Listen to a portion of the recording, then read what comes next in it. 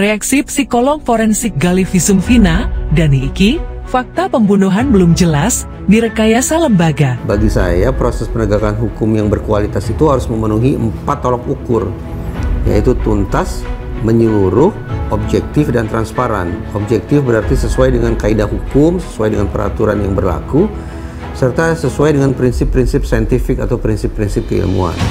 Nah, sekali lagi, kalau dikatakan melebar terkait misalnya dengan penangkapan satu orang DPO, ya anggap saja itu sebagai upaya Polri untuk memastikan tolak ukur yang kedua, yaitu menyeluruh. Semua pihak yang dianggap bertanggung jawab harus diperiksa. Jangan menggunakan cara-cara yang abusif, cara-cara yang manipulatif, yang justru akan boleh jadi akan memperkental anggapan publik bahwa sudah terjadi police misconduct, bahkan kemungkinan miscarriage of justice dalam penanganan kasus ini. Visum itu juga bisa ada perbaikan dari hasil autopsi apabila ditemukan kecurigaan-kecurigaan yang diperoleh dari hasil keterangan para tersangka. Ya, karena visum itu tidak kalau visum awal mungkin belum tidak terlalu cermat, tetapi setelah dari hasil pemeriksaan para tersangka kemudian dilakukan otopsi, kemudian visum pertama biasanya ada namanya visum luar ya. Kemudian kalau otopsi itu adalah visum dalam.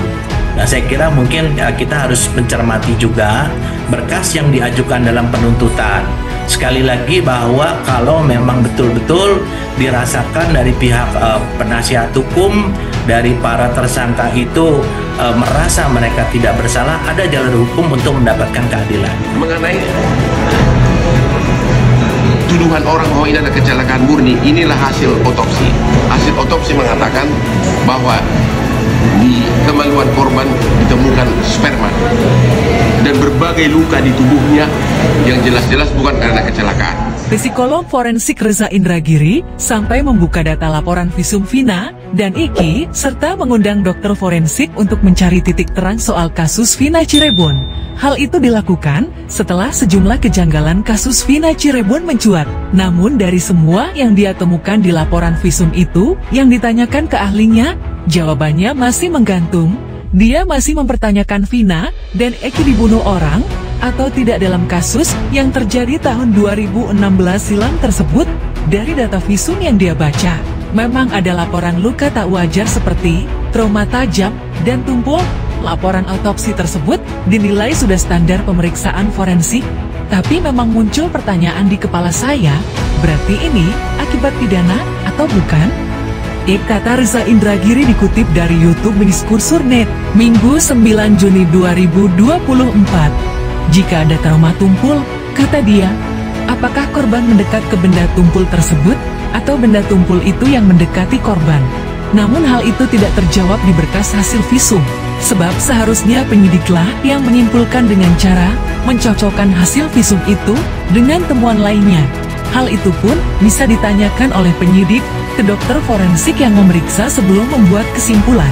Namun Reza menduga penyidik tidak sampai menanyakan sedetail itu ke dokter forensik yang memeriksa jasad Vina dan Eki tahun 2016 silam tersebut. Berarti saya simpulkan inilah hasil visum yang disampaikan dokter forensik dan tidak ada pertanyaan susulan dari penyidik. Itu sebabnya semuanya kesannya paling tidak serba menggantung.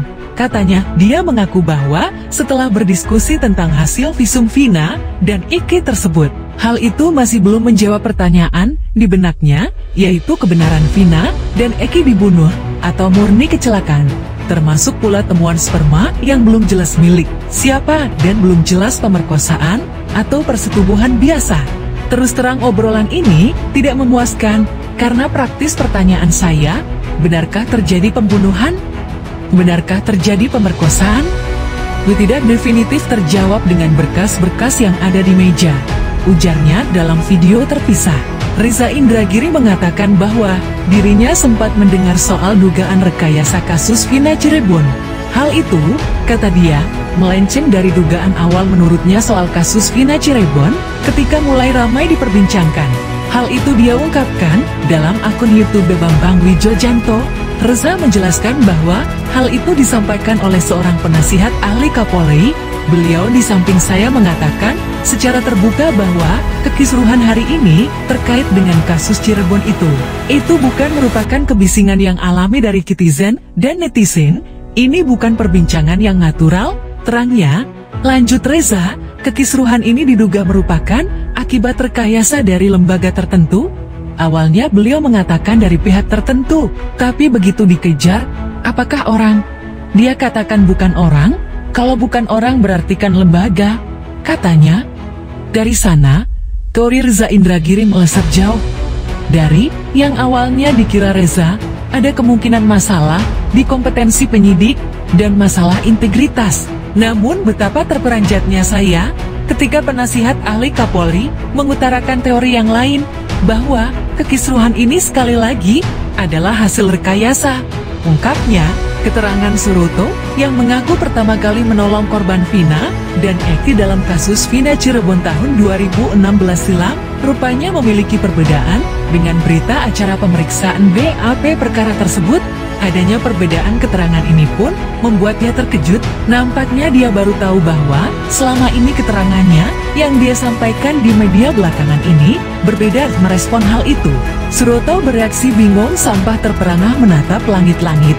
Dia terdiam sambil berusaha keras mengingat-ingat apa yang sebenarnya dia alami ketika Vina dan Eki terkapar di jalan pada 27 Agustus tahun 2016 lalu tersebut.